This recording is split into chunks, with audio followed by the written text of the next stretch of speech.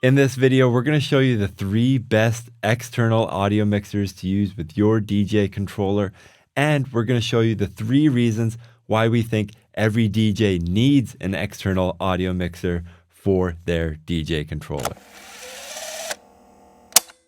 First of all, if you are looking for pricing or specs for anything that you see in this video, we do have links down in the description where you can find everything you see here from a variety of online retailers to make sure that you are getting the best price possible. Next, the first reason that I think every DJ needs an external audio mixer for their DJ controller is for redundancy. We've all been there or seen it happen where the DJ controller goes down. Software update, software bug, connection issue, computer has to restart, power supply issue, some type of problem. Some of these are low probability and they can be managed well. Some of them are medium probability and they're a little bit harder to manage these problems. But the fact is, maybe 1 out of every 1 or 200 events, something technical happens with the audio mixer and it can be devastating to the momentum that you're building throughout your event. In that circumstance, it's really extremely handy to have an external audio mixer that's connected between your DJ controller and the sound system and speakers that allows you to connect a backup device like a phone, iPod, laptop, anything like that. So if anything happens with your DJ controller, within a second or two, you can have a backup song going while you troubleshoot and get your main DJ controller system going back up to speed again. Now, the second reason I think every DJ needs an audio mixer is more inputs, and better processing. We all know that the 1/4-inch microphone input on your DJ controller is not very good. It can give you a lot of static, a lot of hissing, and there's some microphones that it literally cannot get the volume of that microphone up loud enough. Not to mention it doesn't have 48 volts of phantom power, so you can't even have the option of connecting a condenser microphone.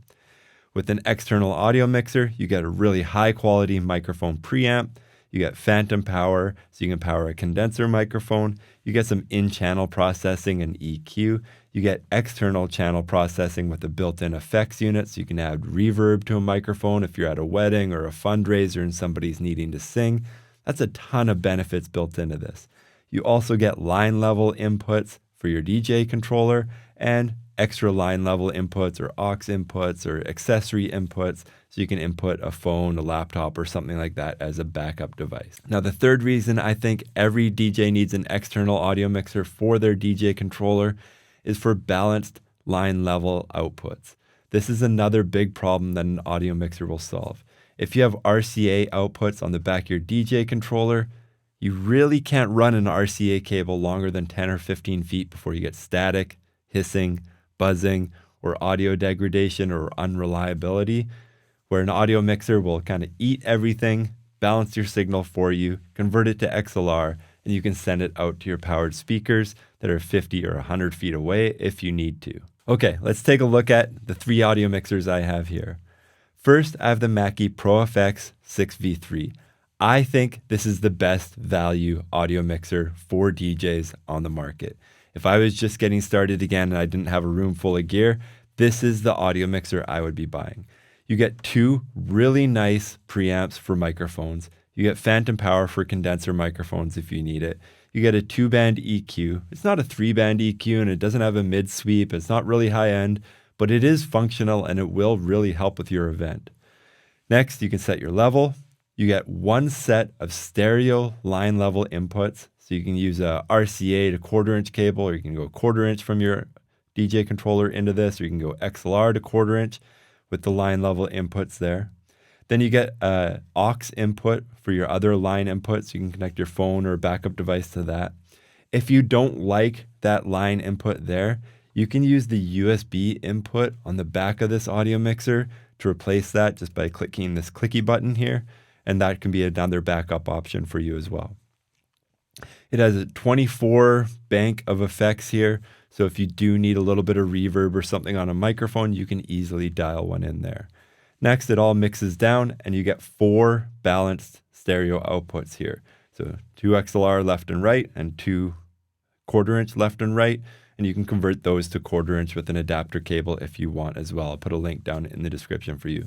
So if you want to run separately to your subs or if you want to run speakers in 4 directions, or if you want to run 4 speakers separately without daisy chaining, whatever you want to do, this is an awesome little audio mixer.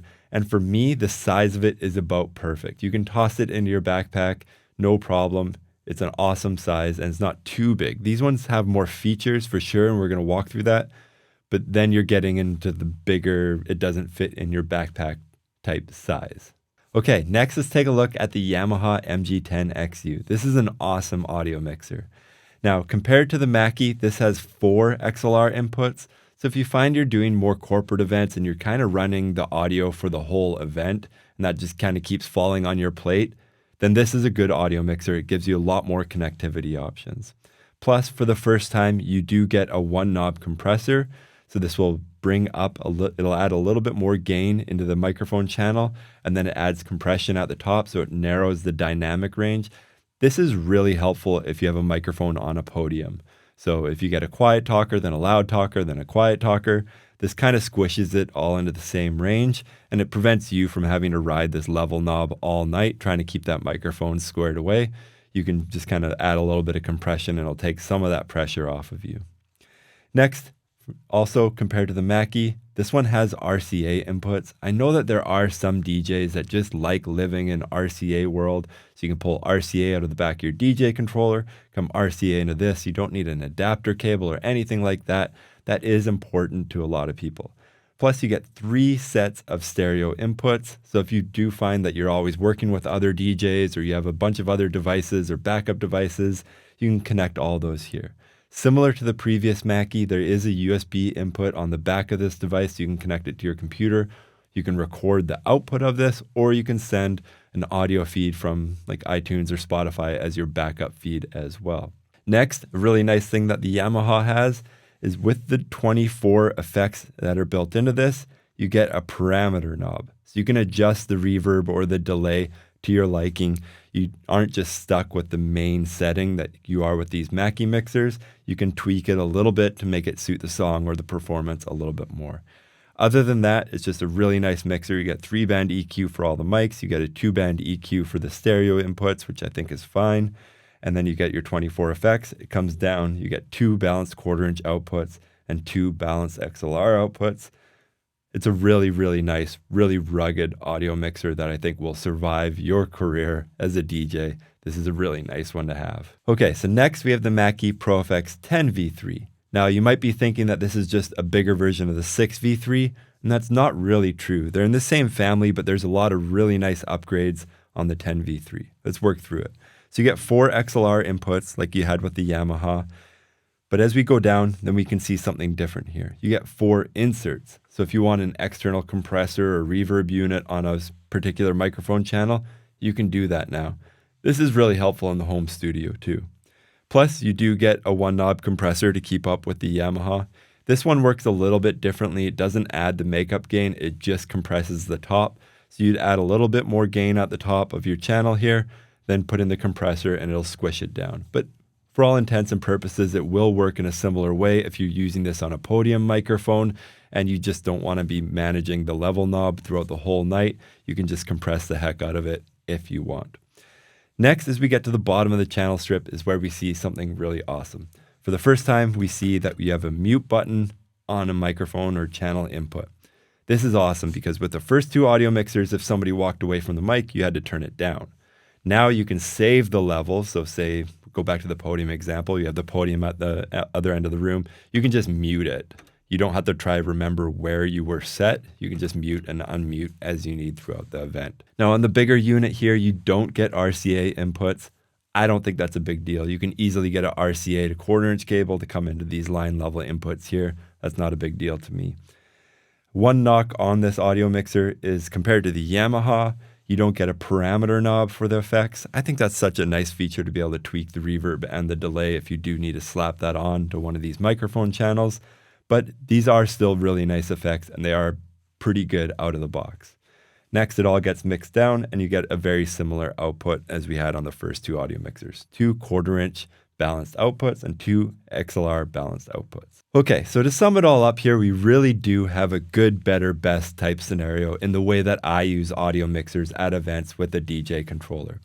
The 6v3 is the best value by far. It has everything you need and nothing you don't need. It's all meat and potatoes, features that you will use at every single event, but it doesn't have any extra bells and whistles. If you like RCA inputs and the effects parameter knob, get the Yamaha. Those two are really nice features to have if you like those. If you like mute buttons, get the bigger Mackie, the 10v3. I think that's a really awesome audio mixer. I think 95% of DJs out there would be extremely happy with the 6v3. Again, if you are looking for pricing or specs, we do have links down in the description below. If you have any questions about this, please leave a comment down below. And if you want to see more videos like this in the future, please like and subscribe. Thank you for watching.